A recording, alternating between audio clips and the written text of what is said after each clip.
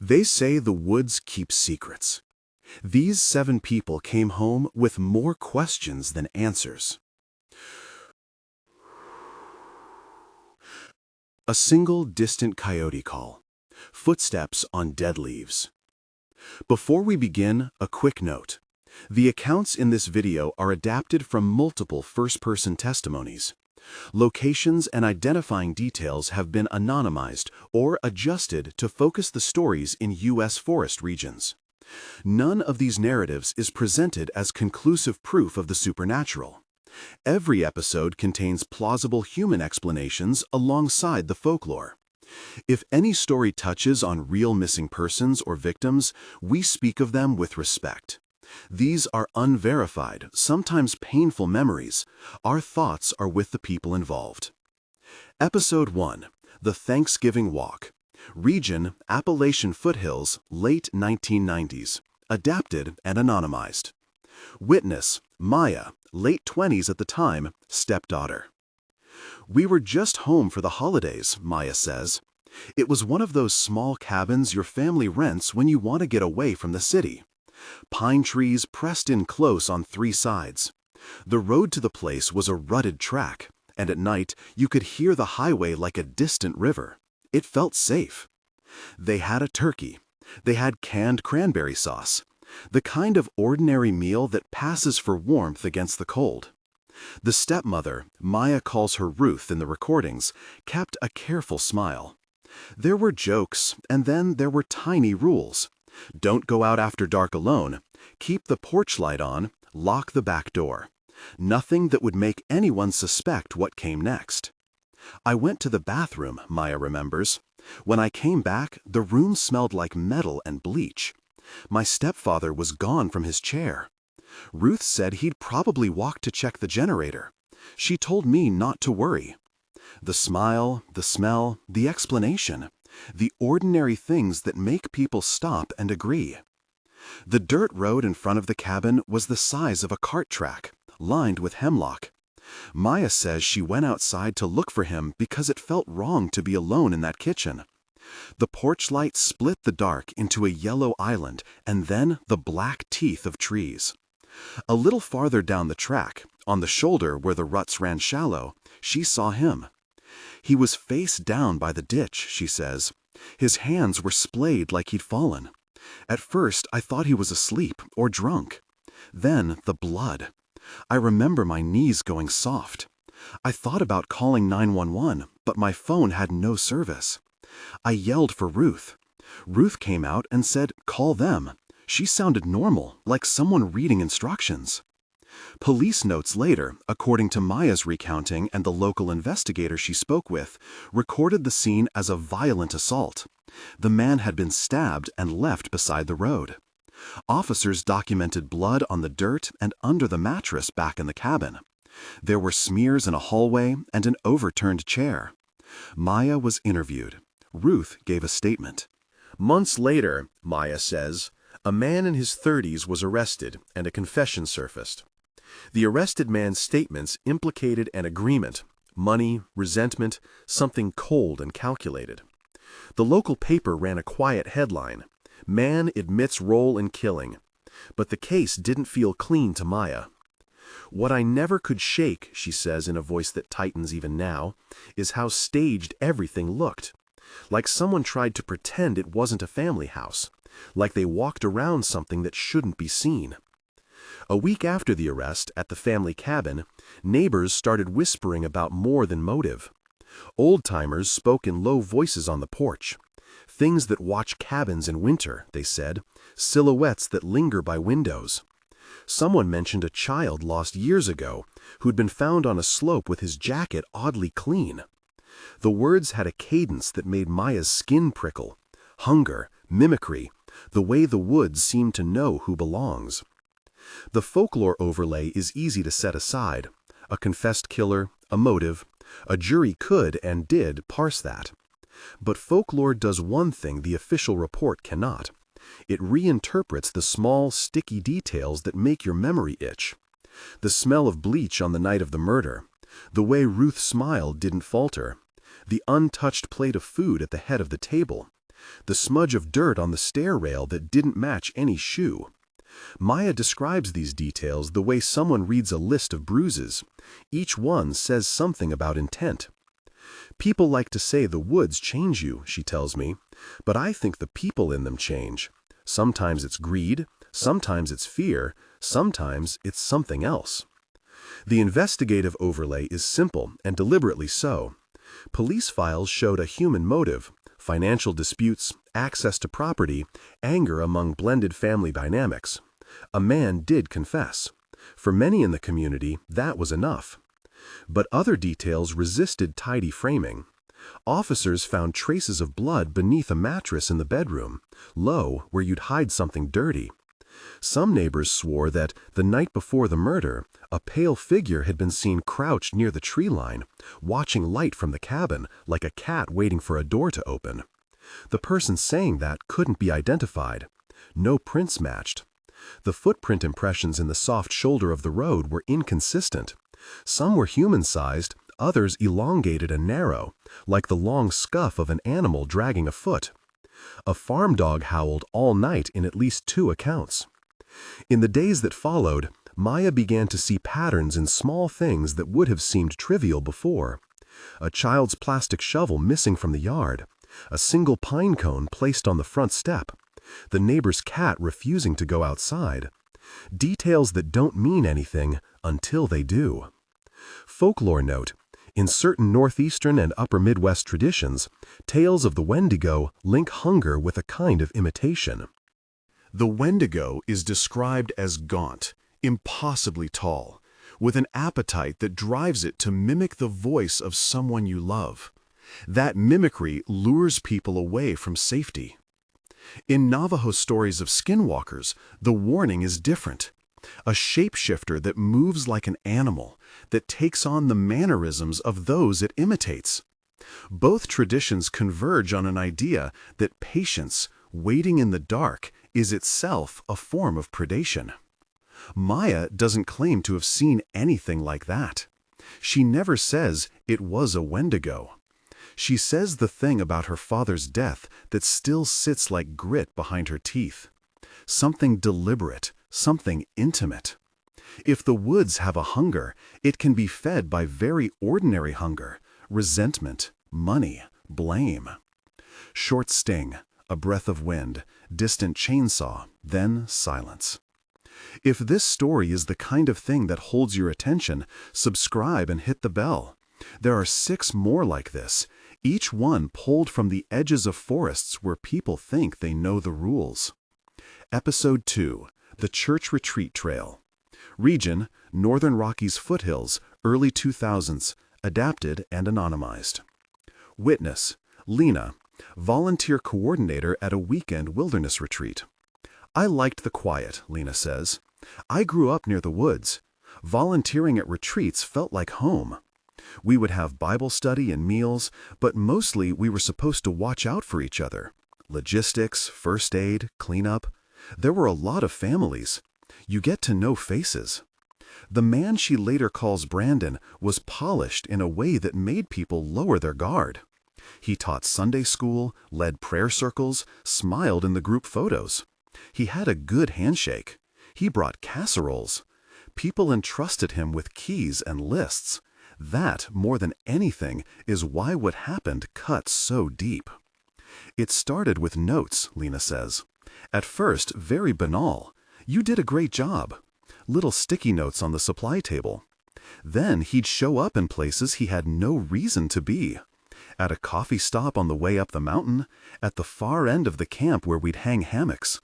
He'd be there, smiling, and I'd say hi, but my mouth would go dry.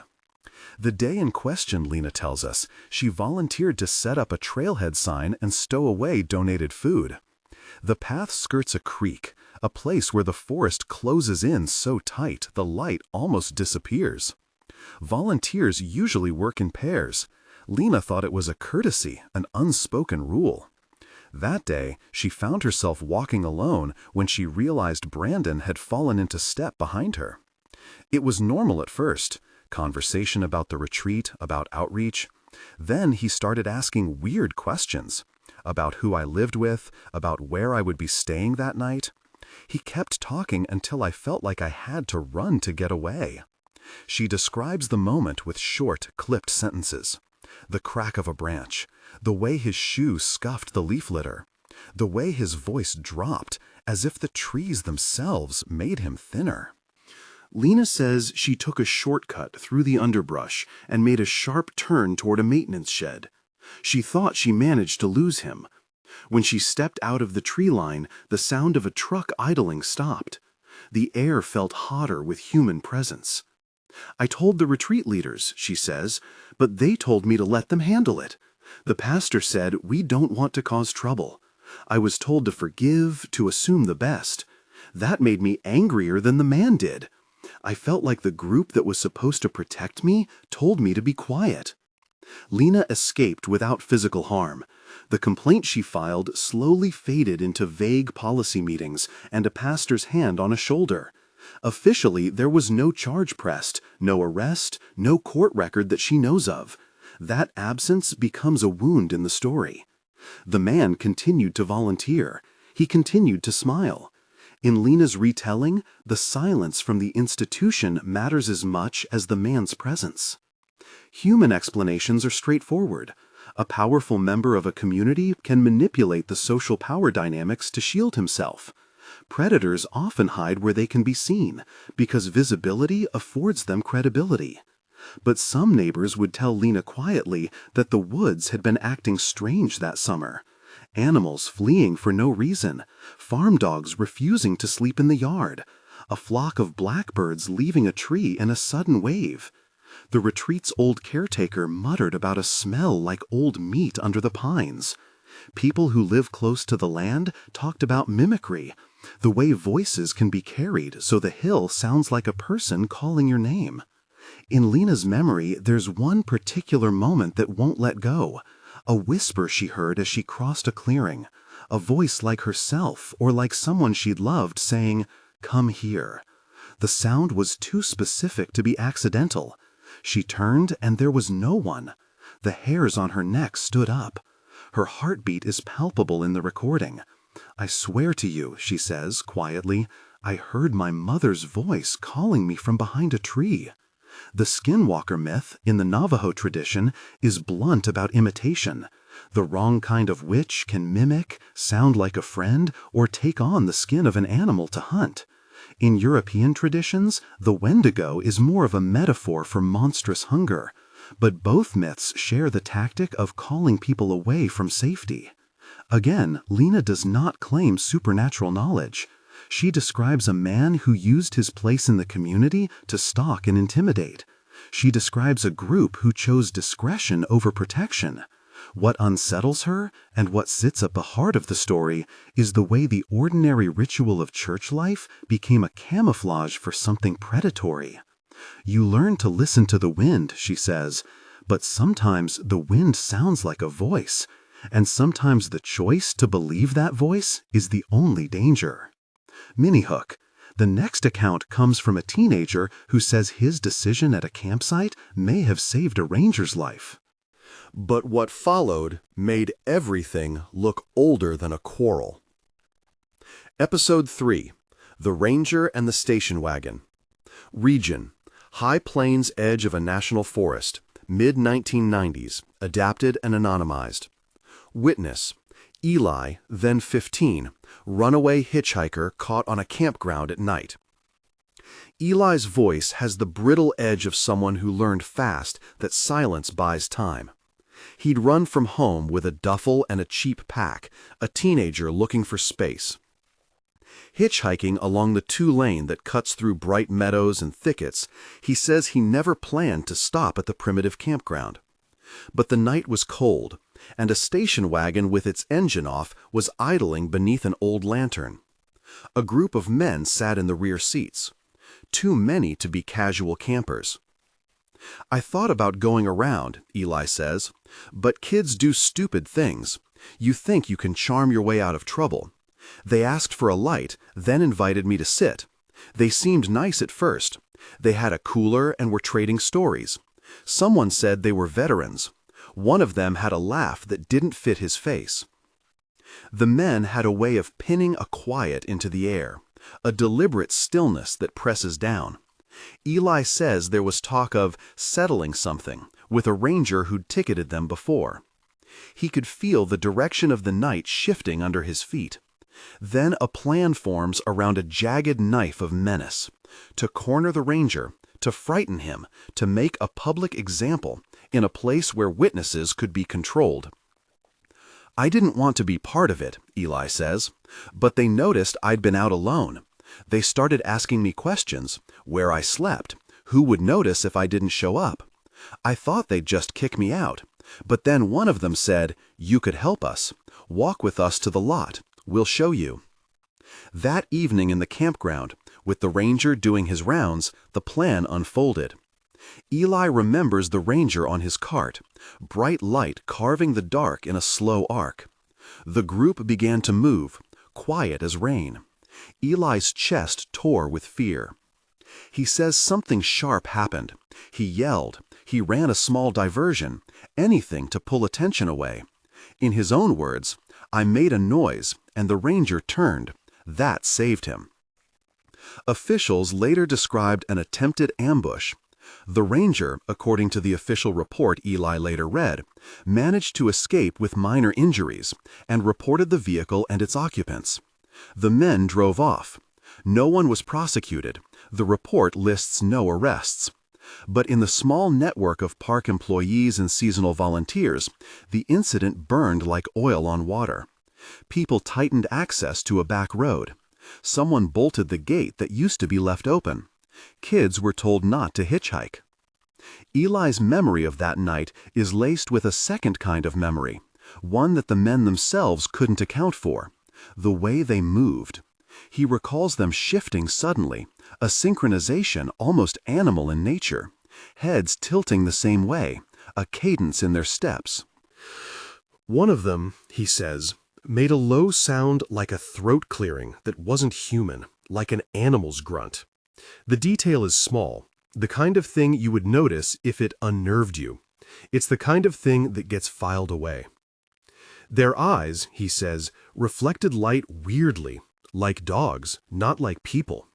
Maybe it was just the highway lamps. Maybe it was just me being a kid, but my skin remembers.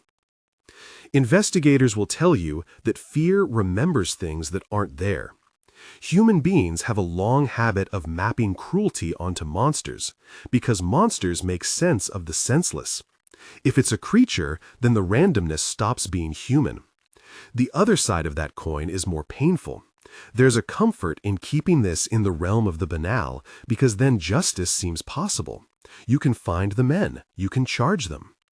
When the explanation is that something older is watching, you have fewer legal tools and no courtroom. Monster stories remove agency from the human actors who deserve it. Dialogue from park staff in the following weeks showed the conflict in sharp relief. Some wanted to warn the local press. Others wanted to let things cool. At a staff meeting a month later, someone joked nervously about the thing in the woods, and two older rangers refused to laugh. They told tales of missing hikers who'd wandered uphill and been found miles away. They spoke of tracks that didn't match boots. When Eli tried to reconcile the memory of human cruelty with the sense of something other, he landed on a line that many survivors will recognize. People can look like animals when they're desperate, and animals can look like people when they're clever. He doesn't know which he saw that night. He knows only that he ran and that the ranger drove away. Minihook. The next story is one that has already become part of regional lore. It's the one families bring out at potlucks, but with details that don't add up. A child, a slope, clean clothes. The case left a community raw. Short music swell. A glance at a faded map on screen. Roosevelt National Forest, approximate area. Fade into a cluster of footprints in packed snow. Episode 4. The Lost Boy. Jared. Region, Roosevelt National Forest, late 1990s. Reported case, details condensed for narrative focus. Witnesses, search volunteers, family statements, and official reports compiled. A child's disappearance that still haunts a town. We state facts carefully here. The disappearance of a small child on a hike is a real-world tragedy, and local families were affected deeply. Official search reports documented the timeline: a group hike, a child's disappearance, organized search efforts involving volunteers and ranger teams. Over time, partial remains were discovered in a slope above the trail. There were footprints leading to an area where tracks stopped. Some items of clothing were found uphill. The case drew national attention because of its baffling details and because it remained unresolved in the way families dread. My sister was 5, a volunteer who spent long hours on the ridgeline, tells us in a voice thick with remembered cold. We hiked that day. You don't forget the sound of the other kids, laughter like little bells. Then someone shouted and everything snapped. The search was all of us, man after man, day after day, crawling through the scrub. What many people recall with a kind of hollow disbelief is the odd, small evidence that refused to fit neat theories. Items appearing uphill with no sign of drag marks, a jacket that looked remarkably clean for the terrain, footprints that led to a slope and then simply stopped, as if whatever took the child had lifted him away. Official responses suggested exposure, accident, or animal scavenging. Public investigators and forensic teams listed the possibilities. The child wandered off, fell, hypothermia set in, a predator took advantage. Those remain viable, documented theories. For families and some searchers, though, there was a different kind of unease. People would say, in hushed voices at potlucks and at the end of church services, that they had heard a child calling out from the trees in the weeks after the disappearance. They spoke of a voice that didn't match the way a child should sound, farther away, too clear, as if someone was practicing a plea. The Wendigo motif appears in this case in the local oral retellings, a creature who calls in the voice of loved ones, drawing children away. The detail of clean clothing became symbolic in these conversations, a detail that didn't fit the mud-heavy slope where remains were found. Whether symbolic or actual, that detail fed a rumor that wouldn't die, that the land itself had taken and kept the child. It's not a story we traded lightly, a searcher says. We were exhausted, hollow. You start looking for patterns. When you find one, you cling to it. I want to be clear, we followed all the leads we could, but there is a part of any search that has no answer. That is what is hardest. We pause here not to sensationalize loss, but because this case functions as an emotional center of the video, an axis where human error, institutional hope, and folklore all meet.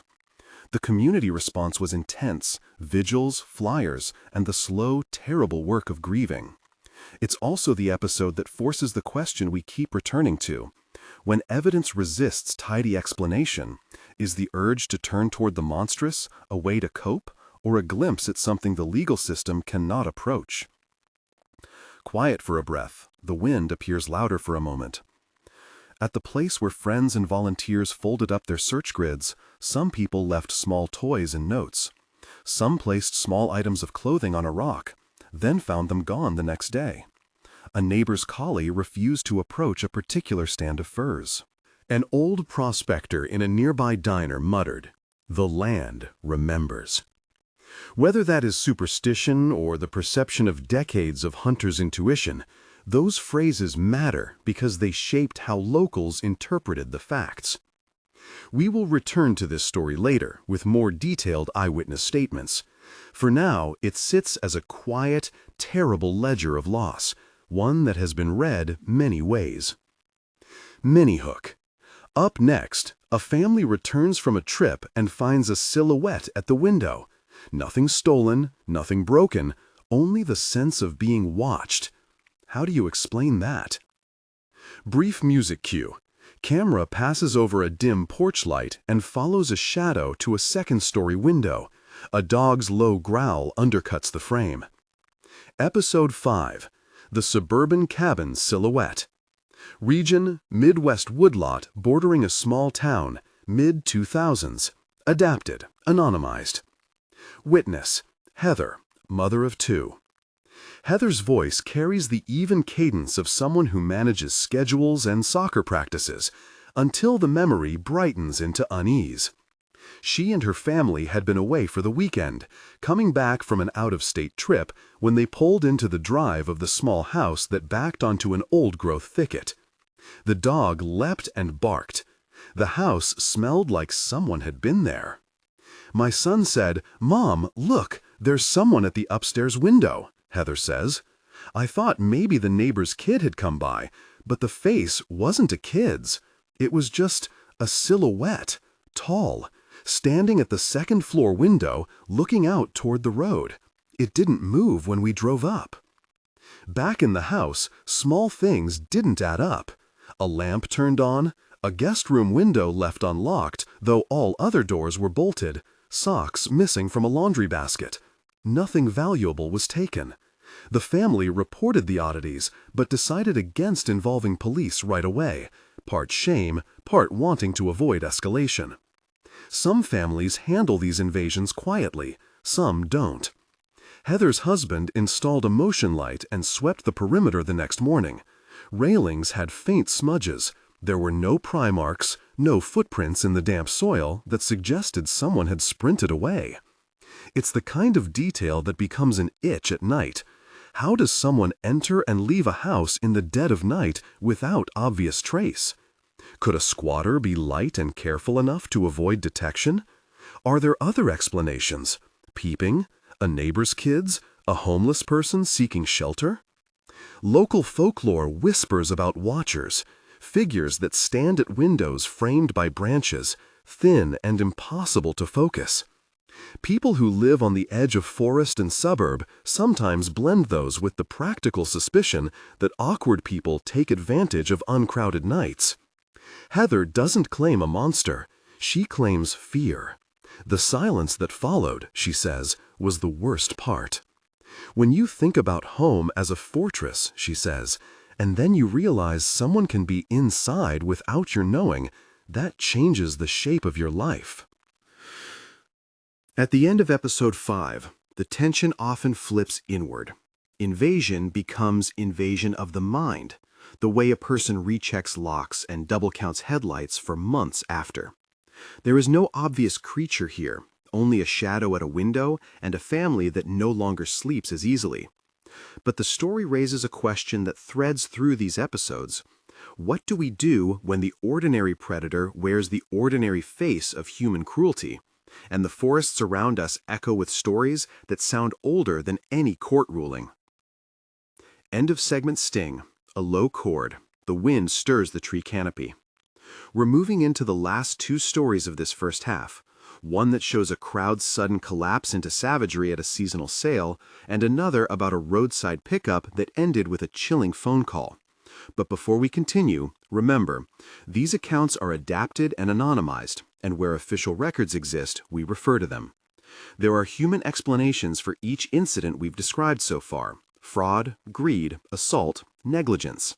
At the same time, the folkloric overlays aren't merely tall tales.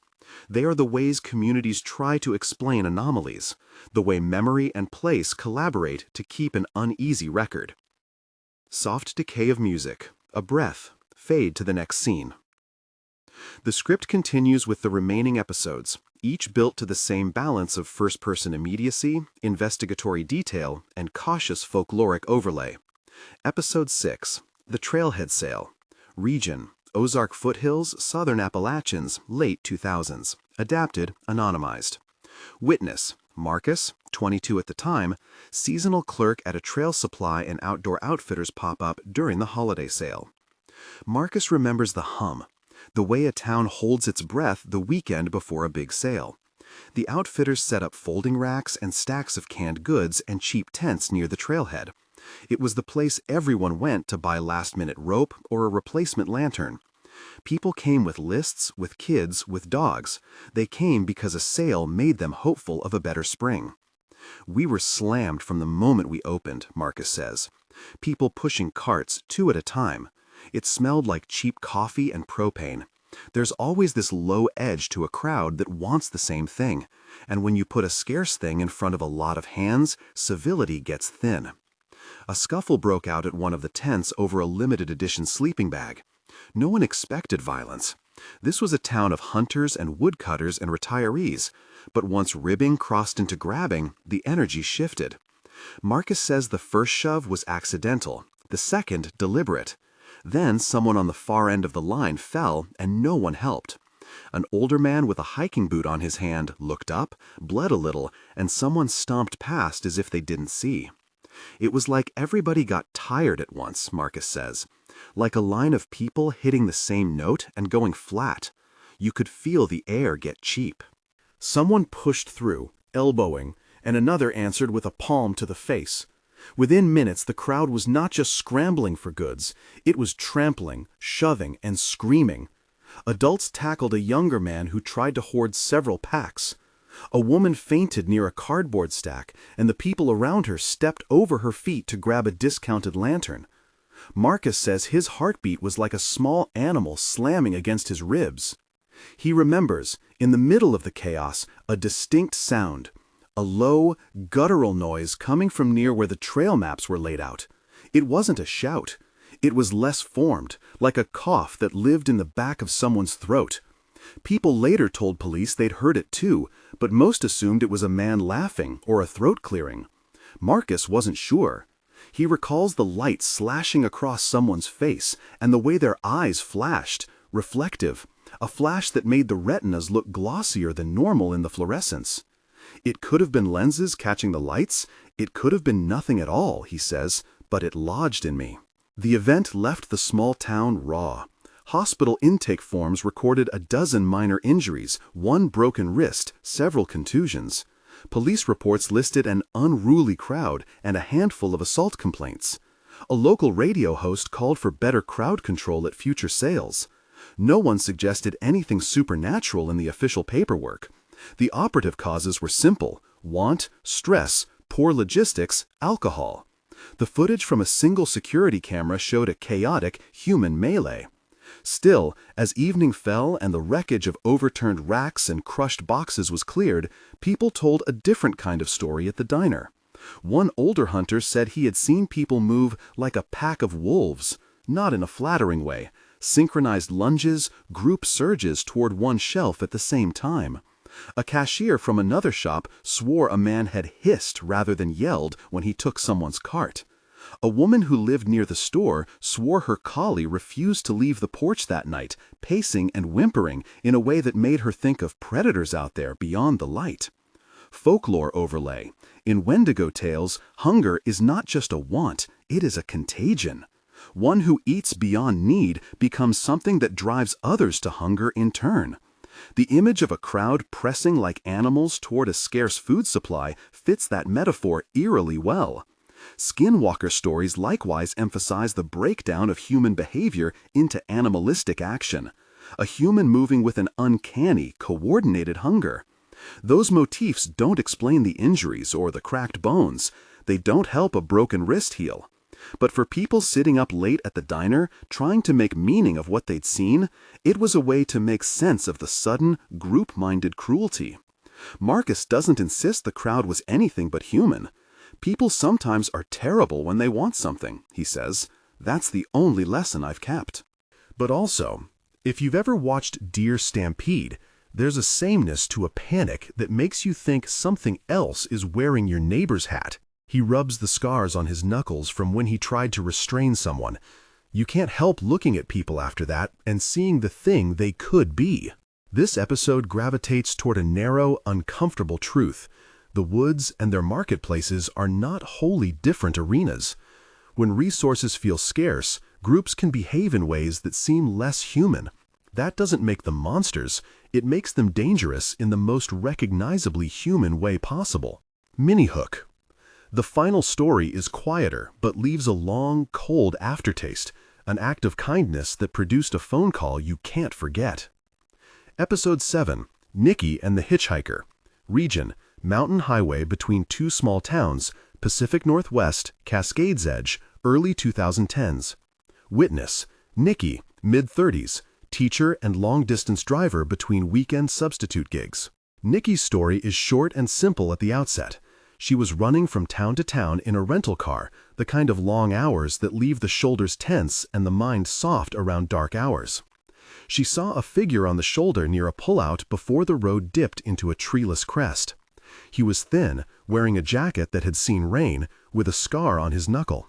He asked for a ride just to the next diner. There are millions of ways to tell a story like that. Most of them end with nothing. I drive people all the time, Nikki says. You talk about small things, the weather, how the town's coffee shop burned down, what music you can't stand. He smelled like pie, like a diner had given him a piece and he'd sat in the sun with it. He had that polite, tired way some people do when they haven't slept. He buckled my seatbelt when he got in. Small kindnesses make you trust people quickly. They talked about simple things for the first half hour.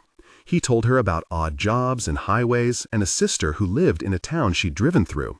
Nikki says she felt safe. The man wasn't aggressive, and he laughed in ways that put his jaw loose.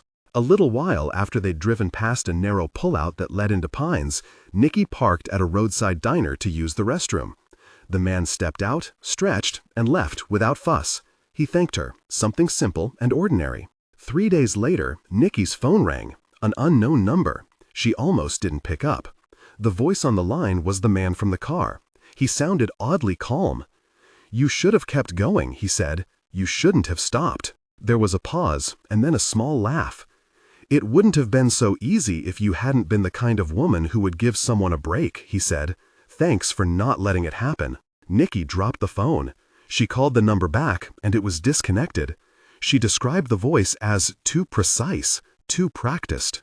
She considered calling the police, and then thought of how they would take it. He had not threatened her directly in the car. He had not tried anything physical. The call felt like a chess move, showing a capacity for harm without making it a crime on paper. She filed the number away and stopped taking long drives alone for months. The postscript to Nikki's account is the maddening ambiguity. Was it a man testing his power? A stray, sociopathic show of dominance? Or was it someone, something, intending to name her kindness as a mark, a sign that she had been seen and could be found again? Police would most likely classify the phone call as harassment if she had pressed charges. They would be right to do so.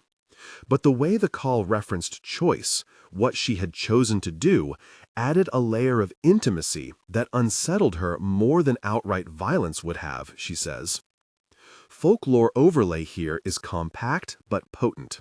Skinwalker stories often involve mimicry and the testing of boundaries, appearances that look human but carry the weight of something older. Wendigo tales address the way hunger can mark you, how a single act of taking or giving can mark the giver as prey. Nikki doesn't claim supernatural knowledge. She claims an intuition left raw, the kind of dread that sits in your palms long after the call ends. Her final line in the recording we have is close to the edge of what many of these accounts ask. "I couldn't sleep for 2 weeks. I kept hearing a knock at the wheel in my dreams, like someone was tapping, patient, waiting for me to let them in." Mini hook into closing. 7 stories, 7 edges where ordinary nights became questions. Are these simply the consequences of human cruelty, or does something else move at the rim of the trees?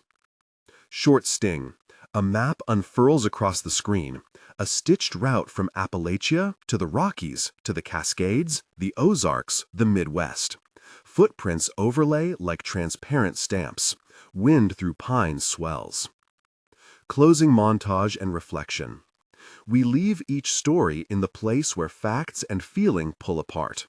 On one hand, we have police reports, hospital intake forms, arrest records, and statements. On the other, we have footprints that stop, voices out on the ridge that don't belong to a child, cars abandoned at the side of the road, the smell of something metallic in a cabin, and a town's old practice of bringing beef jerky and coffee to men who work alone. Both halves are true. Human systems try to account for suffering, and memory and place hoard anomalies like stones. Across these 7 accounts, certain motifs repeat. A list of quiet, uncanny details threads them together. Tracks that don't match boots, long, elongated impressions, a double stride that makes one think of an animal with a different gait. Voices imitating someone known, a mother's call echoing too clearly in a stand of trees, a whisper from a hill that sounds like your name. The stag-like paws of animals. Witnesses say headlights caught reflections that made pupils look bright and glassy. Nothing conclusive, just a repeated description. The stage-like paws of animals. Pets and livestock refusing to enter certain clearings. Dogs howling in the same odd cadence on different nights. Small staged objects left as if by intention. A pine cone on a step. A child's toy placed on a rock. A single sock found folded on a chair. Each of these details is ambiguous on its own. Put together, they create a mood. For people who live close to the land, mood matters. It's a survival tool. But mood is not proof. From an investigative standpoint, the human explanations remain plausible and often likely. Predators within the community, men who exploit trust, people who panic, those who act with territorial malice, account for a large portion of the harm described. The creekside killing near the cabin had a confessed perpetrator. The church volunteer's complaint landed in a social institution that equivocates. The park harassment had several human actors. The crowd violence at the sale can be explained by scarcity and poor crowd control. The phone call Nikki received fits a typical pattern of harassment and intimidation. Yet folklore persists for a reason. When evidence resists tidy categorization, when footprints stop, when items appear uphill without drag marks, when a dog won't approach a stand of spruce, people often reach for metaphors that predate police reports. Wendigo and Skinwalker tales are cultural languages for a certain kind of fear. Hunger that transforms, imitation that betrays trust, beings that move at the margin between human society and the wild. We must be explicit about how folklore is used here. These names, Wendigo, Skinwalker, are not catch-alls for unknown crimes. They are rooted in particular histories and cultures. We are borrowing those terms as interpretive lenses to frame anomalous details in the stories we've shared. In doing so, we must respect the original cultural contexts of those terms and not mistake spellings or tropes for proof. When a neighbor in a northern town says the woods are hungry, they are as likely speaking metaphorically about isolation and its consequences as they are describing an entity. A few investigative notes worth repeating, from case files and statements where available. Confessions and arrests exist in at least one case discussed. Those are documented and significant. They confirm human culpability. Several accounts include police reports of harassment or assault. In at least 2 cases, no arrests were made or the results were inconclusive. The Jared case remains a painful, unresolved tragedy. Official investigations listed likely explanations and open searches, but some physical details, such as the placement of certain items and the stopping of tracks uphill, remain puzzling to many who participated. No verified law enforcement report was found that connected any of these 7 events to a recognized cryptid. Where people report unusual details, shine in eyes, odd vocalizations, those belong to eyewitness accounts rather than forensic conclusions. Above all, we prioritize empathy. These are sometimes painful memories for the people who told them. They are accounts of fear, of loss, of nights that changed the shape of a life. When we say folklore, we do not diminish real trauma. Storytelling has long been how communities hold that trauma, pass warnings, and try to make sense of being small in wild places. What patterns demand attention from people who live, work, or play in forests? Always travel with company when possible and carry reliable communication that works in low-service areas. Pay attention to local knowledge. Rangers, longtime residents, and hunters often notice animal behavior or landscape anomalies early. Document anomalies concretely. Photograph footprints, record times and weather, note the presence of other people. That gives investigators tools that rumor does not. Report harassment. Institutional inaction leaves gaps that predators exploit. When authorities dismiss a complaint, pursue other channels: regional enforcement, park headquarters, community watch groups. Because of the way folklore can romanticize danger, a word on safety: do not seek out or provoke unknown phenomena. Many of the people who survive encounters owe their safety to quick thinking and retreat, not to confrontations. If you live near places with stories like these, treat the landscape with respect and the idea of the unknown with caution. Final ambiguity. At the edge of every one of these stories sits the same question. Were the people involved facing human cruelty, shaped by social forces, greed, misogyny, neglect, opportunism? Or were they caught in something older, something that has ways of sounding love and ways of moving like hunger? The honest answer is, sometimes, likely both. Social desperation can look monstrous. Monsters, real or imagined, can be named to make sense where law and evidence fall short. We end where we began, with the woods keeping secrets.